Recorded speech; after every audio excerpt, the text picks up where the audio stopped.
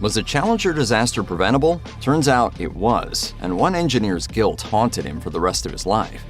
It was supposed to be a pivotal point in NASA history and an inspiration for all Americans. Christa McAuliffe, a high school social studies teacher from New Hampshire, was to be the first civilian to fly into space. McAuliffe had recently won the Teacher in Space Project, a contest launched by President Ronald Reagan.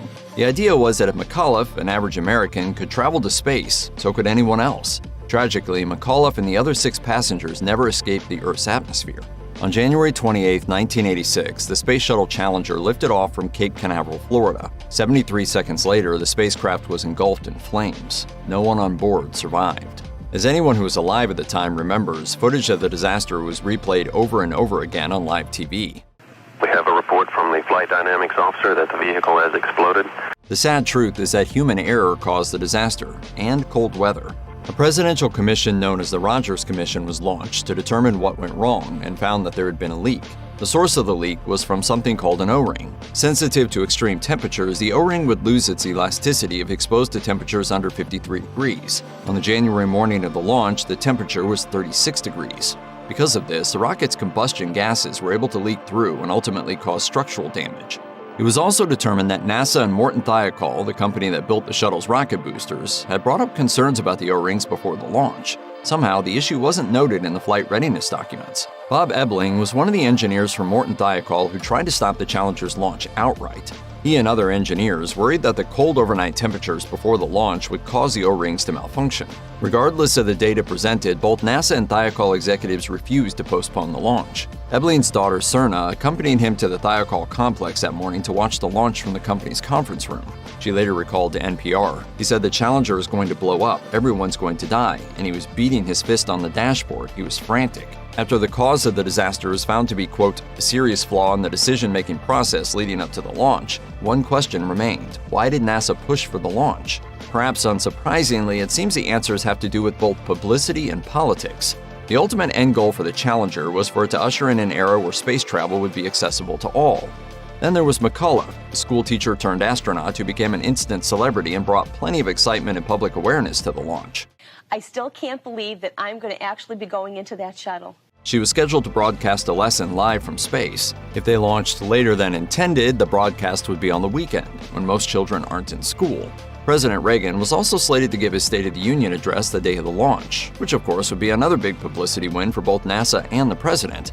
Ultimately, it was a culmination of all these factors that led the launch to be that fateful cold January morning. If it would have been any other day that week, it's quite possible the disaster would not have occurred. After the Challenger disaster, it would be more than 2 years before NASA launched another shuttle mission. Moreover, Ebling, the engineer who tried to stop the Challenger launch, lived with the guilt of not being able to do more. Before his death in 2016, he told NPR, "I think that was one of the mistakes God made. He shouldn't have picked me for that job."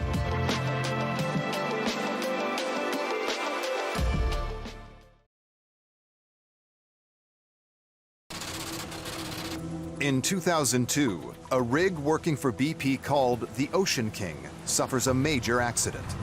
On the 8th of August in 2002, the Ocean King experienced a blowout and drilling mud went everywhere. At 8:30 in the morning, drilling fluid erupts out of the rig's drill pipe. 35 minutes later, highly flammable methane from a gas pocket 3,500 feet below the seabed bursts out onto the deck. All of the crew were evacuated, but there was an explosion and a fire on that rig. It takes 2 months and millions of dollars to repair the Ocean King. But then there is a second accident. 3 months after that explosion, something similar happened. So there was gas and mud coming out of the well, which looked like the well had failed to seal. Once again, the crew is lucky and no one dies. The official response to this double accident cites a chain of management and safety failings, erroneous chain of decisions, inadequate training of personnel, and inadequate planning. There weren't really any serious ramifications. The fine for the Ocean King accident was about $41,000, which is really not very much for an oil and gas company. At the time the fine is issued, BP's profits are $32 billion a year. Yet, despite the Ocean King incidents, 7 years later, safety failures are still slipping through the net. In September 2009, 7 months before the deadly disaster, BP runs a safety audit of the Deepwater Horizon. It picks up several major maintenance issues and recommends rig operations are suspended immediately until they are fixed. For an installation like the Deepwater Horizon, maintenance is pretty serious. It's not just like fixing a shelf or changing a light bulb.